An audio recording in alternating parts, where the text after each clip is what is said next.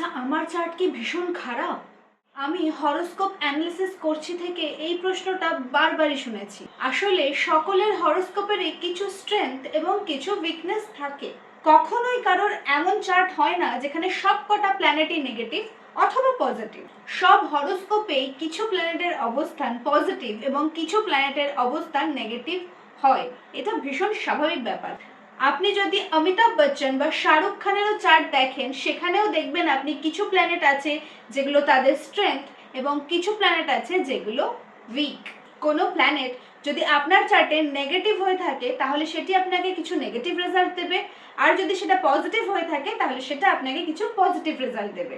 আপনার চার্টের কোন পজিটিভ প্ল্যানেটের আপনার জীবনে কি ইম্প্যাক্ট এবং সেই প্ল্যানেটটাই যাদের চার্টে নেগেটিভ হয়ে রয়েছে তাদের কি ইম্প্যাক্ট দেবে। আমি চেষ্টা করছি এরপর এই বিষয়তেই ভিডিও নিয়ে আসার।